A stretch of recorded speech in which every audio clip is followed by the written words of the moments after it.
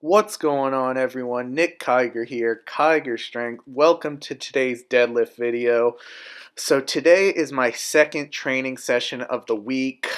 You saw my squat workout on Monday. This is my deadlift workout on Wednesday. That's usually how the schedule goes. Kind of toughest two workouts to start the week, and then the last two are still tough, but more accessory stuff.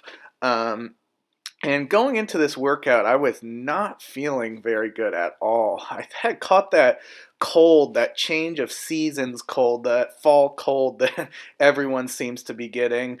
So I was just going into this session, hopefully hoping that I can stay on track and keep things moving as we get closer to the December 3rd meet here at SMG. So to stay on track, today I wanted to work up to a single at 590 at RPE 9 on this stiff power bar.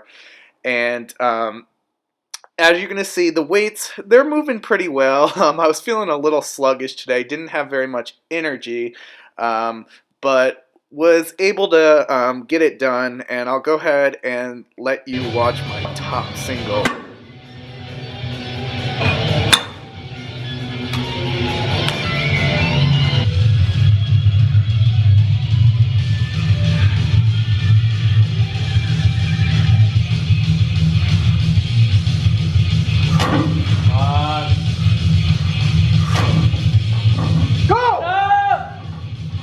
Very nice.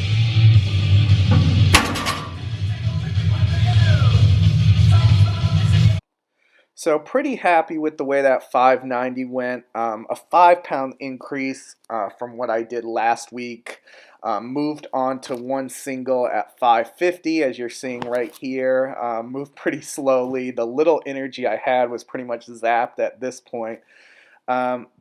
And then I moved on to 495 for 5 sets of 3. So what I try to do regarding this programming is throughout each training block on all the main lifts, I try to increase them by like 5 pounds per week. So just for an example, if I'm working with, if I'm working up to an RPE 8 with 315 one week, then the next week I'll try to hit 320 and hope it's around in 8 RPE. And that's progress right there, and that's what I've been doing. That's the pattern that I've been sticking to, and that's been working really well for me.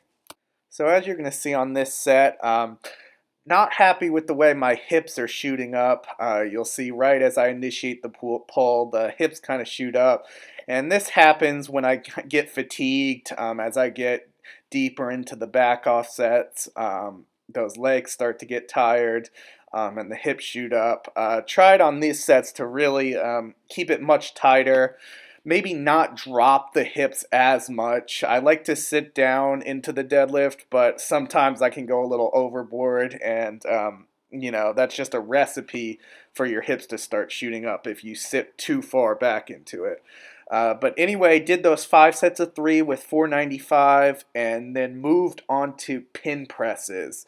So I have been doing, since I started with Mike T, he's had me doing 4 days of bench pretty much from the start. And the most I've ever really done is 2 times a week. And I think upping it to 4 times a week was crucial. I think that's why my bench kind of took off.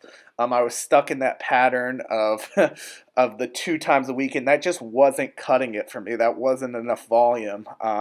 My bench is very, very reactive to volume, if that makes sense. Very sensitive to volume.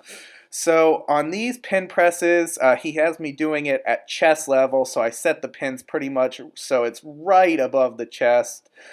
Today I worked up to an RPE 8, went to 355, probably could have gone 360, but kind of played it cautious since, I've been feeling kind of sick the last couple days, so just wanted to, make sure I got in some work and kept it solid.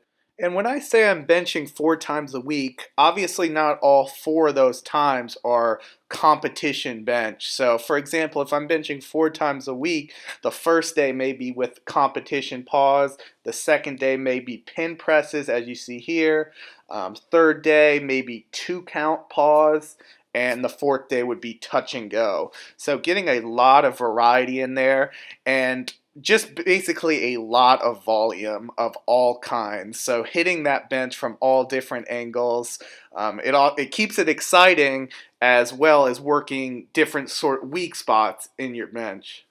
So here you do see me doing one of my 3 back offsets. Um, After this, I was supposed to move on to a light squat, a light high bar beltless squat. I skipped that today just since I wasn't feeling well. Didn't really have any energy, and the energy I had, I used on the deadlift and bench. So that'll happen sometimes. Sometimes you'll have that last exercise. You may not feel it, and it's okay to skip it. That is not the priority.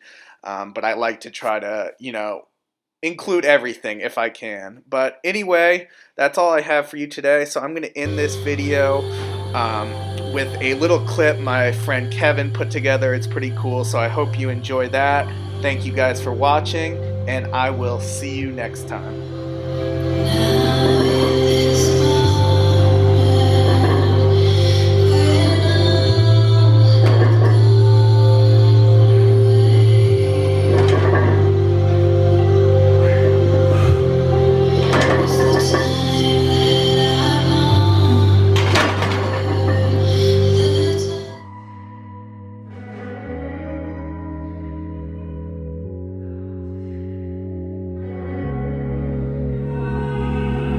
I've already told you, can't go on like this. Red lips and kisses, you got me calling for you. Guess I hardly know